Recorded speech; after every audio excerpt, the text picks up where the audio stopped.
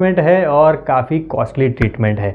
अभी ये जो हमारा कैंगन वाटर है उसके अंदर जो एंटीऑक्सीडेंट्स है, ये खाली बोलने का नहीं है, एक एंटीऑक्सीडेंट अवेलेबल है, आप लैब टेस्टिंग भी करवा सकते हैं। जो एंटीऑक्सीडेंट है वो भी सेम काम करते हैं, हमारी इम्यूनिटी को इम्प्रूव करते हैं, उसे बूस्ट करते हैं। दूसरी जो हमारी प्रॉपर्टी है अल्कलाइन प्रॉपर्टी। देखिए कई लोगों ने ये नाम सुना होगा, ऑटो हेनरिच वनबर्ग जो डॉक्टर है और जिन्हें नोबेल पारितोषिक से नवाजा गया था। उन्होंने क्या शोध की थी? उन्होंने ये बताया था कि कैंसर के जो सेल है वो एसिडिक नेचर में है और जो हेल्दी सेल है वो अल्कलाइन नेचर में है।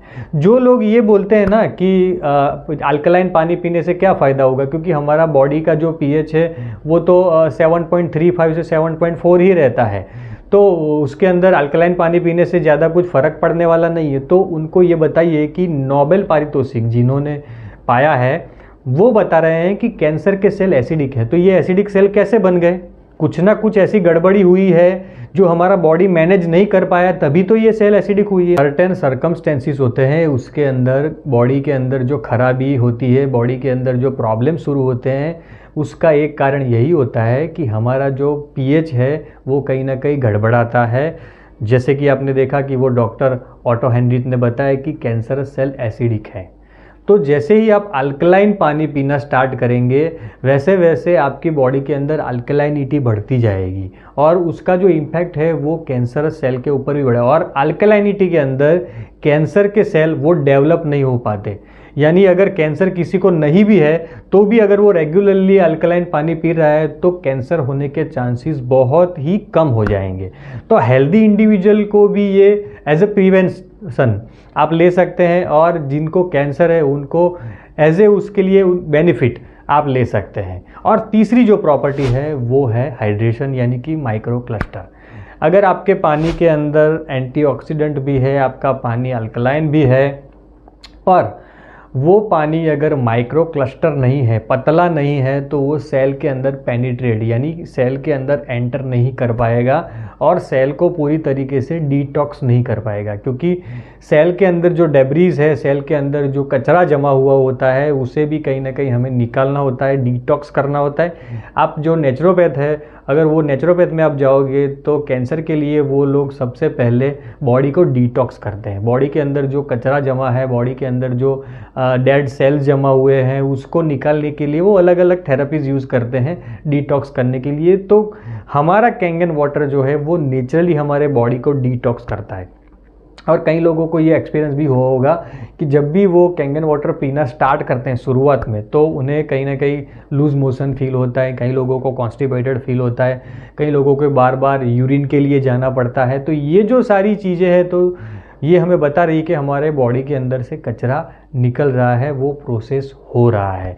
तो ये जो सारी 3 प्रॉपर्टीज़ है वो हमें कैंसर के अगेंस्ट ये प्रोटेक्शन प्रोवाइड करती है। तो अब आ जाते हैं हमारे वीडियो के आखिरी सेगमेंट में, यानी कि अब हमें क्या करना है। अगर किसी को कैंसर हो गया है तो उसे क्या करना है, कौन से तरीके से उन्हें पानी पीना है, और उसके साथ में उन्हें कौन सी डाइटरी एडवाइस फॉलो करनी है, क्या नहीं खाना है, उसके बारे में डिस्कस कर लेते हैं। सबसे पहले मैं आपको रेकमेंड करूँगा कि अगर आप नॉन वेजिटेरियन है, नॉन वेज खा रहे हैं, तो नॉन वेज सबसे पहले बंद कर दीजिए अगर आपका कैंसर डिटेक्ट हो चुका है तो। क्योंकि नॉन वेज जो होता है, जो रेड मीट होते हैं या दूसरे जो मीट होते हैं वो प्रोसेस मीट होते हैं, उसके अंदर भी ऐसी चीज़ें पाई गई है जिससे कि कैंसरस सेल ज़्यादा एक्टिव होते हैं और कैंसर को ज़्यादा बढ़ावा मिलता है। तो नॉन वेज अगर आप खा रहे हैं तो बंद कर दीजिए। प्रोसेस फूड यानी कि आप जो भी कोई बाहर से खाना, रेडीमेड खाना मिलता है, पैक्ड फूड मिलता है, वो खाना भी आप बंद कर दीजिए। बिल्कुल ही आप उसे हाथ मत लगाइए। अगर आप ज़्यादा तला भुना ज़्यादा खाते हैं तो उसे भी आप बंद कर दीजिए। उसके साथ में जो शुगरी चीज़ें हैं यानी कि मीठी चीज़ें जिसमें शुगर मौजूद है, शुगर एक सबसे बड़ा रीज़न है आज के समय में कैंसर होने का। क्योंकि कैंसर के जो सेल है वो उनका जो मेन फूड है वो शुगर है।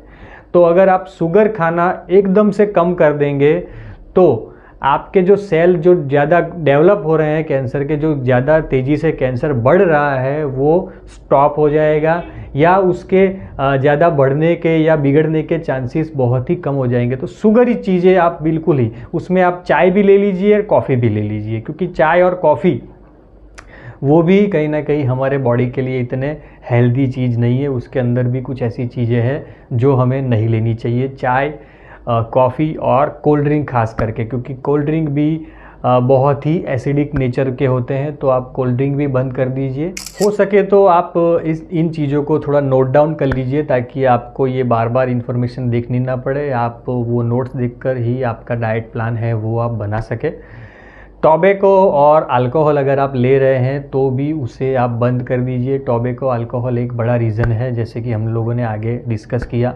उसके बाद आ जाते हैं मिल्क और मिल्क की प्रोडक्ट। जी हाँ दोस्तों, थोड़ा शॉकिंग लगेगा आपको, पर मिल्क और मिल्क की प्रोडक्ट भी आपको 100% बंद कर देनी है।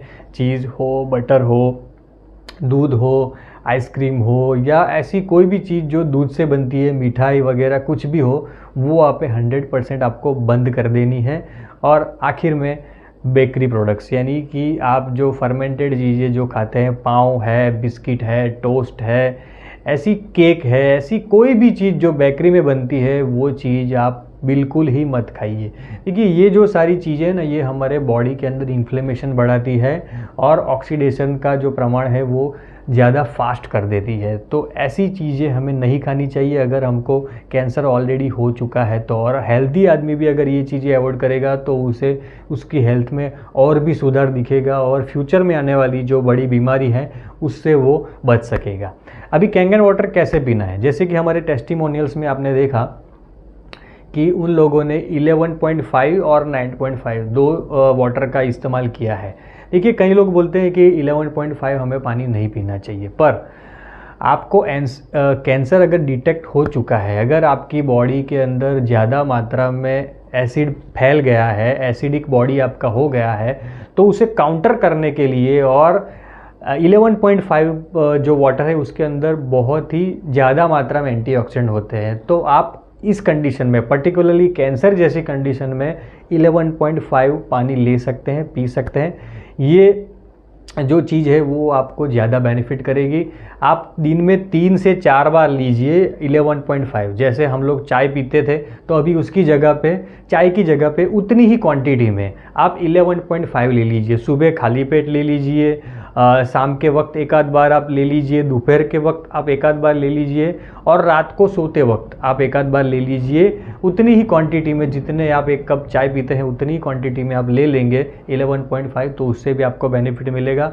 और जिनको कैंसर है उनको मैक्सिमम 9.5 लाइव पानी पीना है, जो hydrogen rich, active hydrogen rich water है वो पीना है, जिससे कि उन्हें जल्दी बेनिफिट मिले। तो ये 2 पानी का उपयोग आपको करना है जिससे आपको बेनिफिट मिलेगा। और उसके साथ में मैं कुछ आपको सप्लीमेंट रेकमेंड करता हूँ, जैसे कि विटामिन डी है, आप विटामिन डी ले सकते हैं सप्लीमेंट्स में, उसकी टैबलेट्स, कैप्सूल वगैरह भी मिलती है। उसके साथ में आप प्री प्रोबायोटिक भी ले सकते हैं। प्री प्रोबायोटिक हमारी इम्यूनिटी को बहुत ही मैजिकल तरीके से बढ़ाते हैं और हमारे दूसरे जो इश्यूज़ होते हैं जैसे डाइजेशन के वगैरह के, उसमें भी हमें बहुत ही बेनिफिट मिलता है। एसिडिटी के पेशेंट को भी बेनिफिट मिलता है, कॉन्स्टिपेशन जिनको होता है उनको भी बेनिफिट मिलता है। तो प्री प्रोबायोटिक एक सप्लीमेंट है जो भी आप ले सकते हैं। और उसके साथ